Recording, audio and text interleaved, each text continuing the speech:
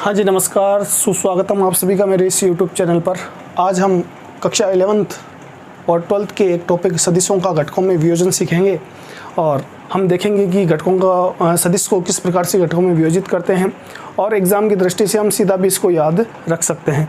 तो चलिए शुरू करते हैं आज की क्लास।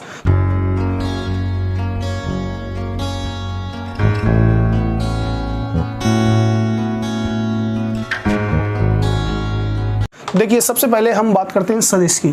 तो सदिश एक्चुअल में क्या होता है, अगर इसके नाम पर जाएं तो सदिश का मतलब होता है दिशा सहित।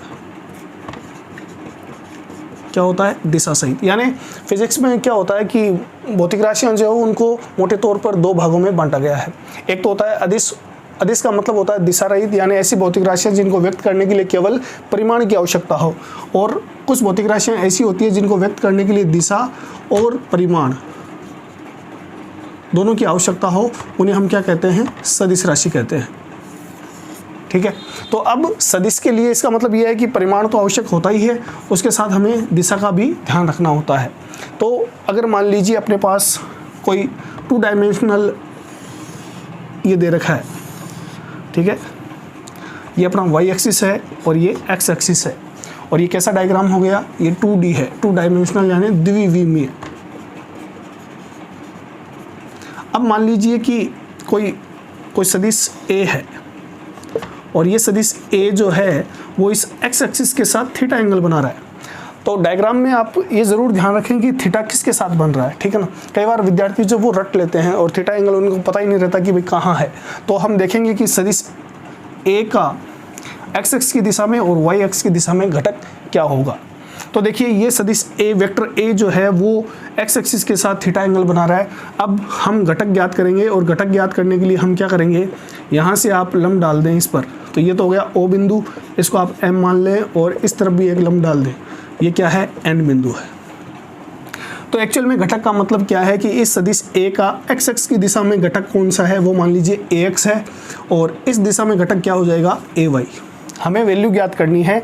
एक्चुअल में हमें ये पता करना है कि ये वाला जो सदिश A है इसकी वैल्यू x एक्सिस की दिशा में क्या होगी, यानी इसका प्रभावी मान x की डायरेक्शन में क्या होगा और इस सदिश A का y एक्सिस की डायरेक्शन में मान कितना होगा, ये घटक कितने होंगे। तो x की दिशा में वाले को हम ax बोल देंगे और y एक्सिस की डायरेक्शन में जो घटक होगा उसको ay बोल देंगे। ठीक है, पहले हम निकालते हैं कि किस प्रकार से इस ax की वैल्यू आएगी। इसके लिए आप क्या करें, आपको ये पूरा त्रिभुज दिख रहा है, त्रिभुज कौन सा? ये देखिए यहाँ पर त्रिभुज जो है वो OAM, ठीक है। ये क्या है? एक समकोण त्रिभुज है, ठीक है। और इस समकोण त्रिभुज में अगर हम कोस थीटा लें तो कोस थीटा आप जानते हैं, कोस थीटा जो है वो एक्चुअल में क्या होता है? वो होता है आधार बटे कर्ण, ठीक है। अब आपके दिमाग में ये आ रहा होगा कि सर आपने कोस थीटा क्यों लिया? क्योंकि मुझे ये वैल्यू चाहिए, ठीक है, और इसके फॉर्म में चाहिए। तो इसका मतलब ये क्या है? आधार। ये क्या है? कर्ण। आधार और कर्ण कब मिलेंगे हमें? जब हम क्या लेंगे? कोस लेंगे, ठीक है। तो अब देखिए कोस थीटा बराबर क्या हो जाएगा? अगर हम यहाँ आधार की बात करें तो आधार कितना है? AX। कर्ण की बात करें तो ये कितना है? वेक्टर A, ठीक है। तो इसका मतलब इस वेक्टर A का इस डायरेक्शन में कंपोनेंट आ जाएगा, AX की वैल्यू क्या हो जाएगी? A कोस थीटा, ठीक है। और इसी प्रकार अगर देखिए इसकी बात करें तो ये वाली जो वैल्यू है, ये वैल्यू इसकी क्या होगी? बराबर, यानी ON और AM ये दोनों क्या होंगे? बराबर होंगे। तो इसका मतलब मैं इसको क्या लिख सकता हूँ? AY लिख सकता हूँ, ठीक है ना। ये वाला जो घटक है ये इसकी वैल्यू कितनी हो जाएगी? AY। अब अगर हम फिर से यही त्रिभुज OAM में अगर हम निकालना चाहें साइन थीटा, ठीक है, तो साइन थीटा क्या होता है भाई? साइन थीटा जो वो होता है लंब बटे कर्ण, ठीक है। इसका मतलब साइन थीटा बराबर लंब की वैल्यू कितनी है? AY, कर्ण की वैल्यू कितनी है? A।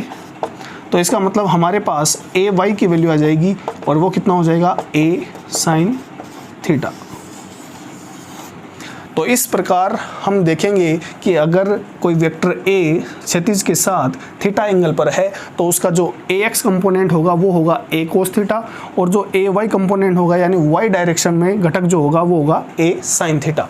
ठीक है, तो ये तो हो गया बात सीखने की कि भी हम किस तरह से उसको निकाल सकते हैं। अब एग्जाम में अगर अपने घटकों का वियोजन किसी डेरिवेशन में आ जाता है तब वहाँ अपने को सीधा करना होता है, तो उसके लिए आपको ये ध्यान रखना है इस एंगल को देखना कि भी ये एंगल किसके साथ बना हुआ है। ज़रूरी नहीं है कि ये एंगल जो है वो हर बार यही हो, ठीक है।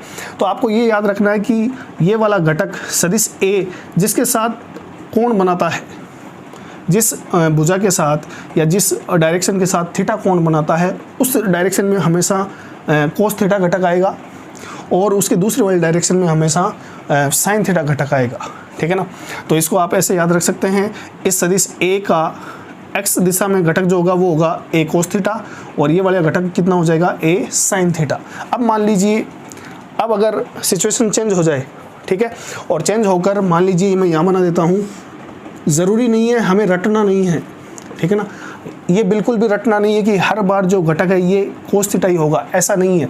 मान लीजिए इस डायग्राम में देखिए, अगर इस बार आपको वेक्टर ए दे रखा है, ये वाई डायरेक्शन है, ये एक्स डायरेक्शन है और मान लीजिए वो कह रहा है कि एंगल यहाँ थीटा बन रहा है, तो आपको एग्जाम में थीटा एंगल को देखना है, ठीक है ना। अब अगर ये थीटा बन रहा है तो फिर आपका पूरा समीकरण जो वो चेंज हो जाएगा। जो अगर आपने घर से रट के गए हैं कि भाई ये वाली डायरेक्शन हमेशा कोस थीटा लेनी है, ये साइन लेनी है, ये गड़बड़ हो जाएगा। तो यहाँ देखिए कि वेक्टर ए का इस वाई एक्स के साथ थीटा एंगल है, तो हमने क्या पढ़ा है कि जिस डायरेक्शन के साथ थीटा एंगल बनता है वो हमेशा कोस होगा। तो इसका घटक अगर इस पूरे प्रोसेस से करोगे तभी वही आएगा। और मैंने आपको बताया कि घटक का जिसके साथ एंगल बन रहा है उसमें हमेशा क्या आएगा, कोस आएगा। तो ये वाला जो घटक है ये क्या बन जाएगा, ए वाई की अगर हम बात करें तो ए वाई जो है वो क्या बन जाएगा, ए कोस थीटा, ठीक है। और ये वाला जो घटक है ये क्या बन जाएगा भाई, ये बन जाएगा ए एक्स बराबर ए साइन थीटा, ठीक है। तो ये चीज़ आपको ध्यान रखनी है।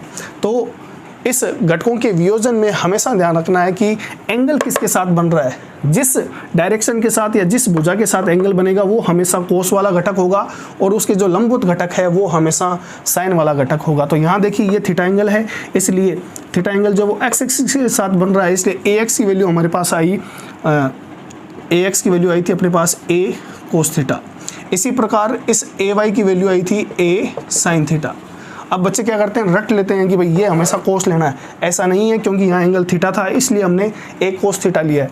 यहाँ देखिए अगर एंगल एक्स एक्सिस के साथ न बनकर अब इस सदिश ए का एंगल जो वो किसके साथ बन रहा है, वाई एक्सिस के साथ, तो अब यहाँ पर आपके साइन नहीं आएगा। इस बार ये वाला जो घटक है ये क्या हो जाएगा, ए कोस थीटा और ये वाला घटक जो है वो क्या हो जाएगा, ए साइन थीटा, ठीक है। तो बहुत से बड़े बड़े डेरिवेशन में ये घटकों में वियोजन जो है वो बार बार पूछा जाता है और इस प्रकार से अपन समझकर इसको कर सकते हैं। तो आई होप कि आज की क्लास आपके लिए लाभदायक रही होगी। मिलते हैं अगली क्लास में, तब तक के लिए धन्यवाद।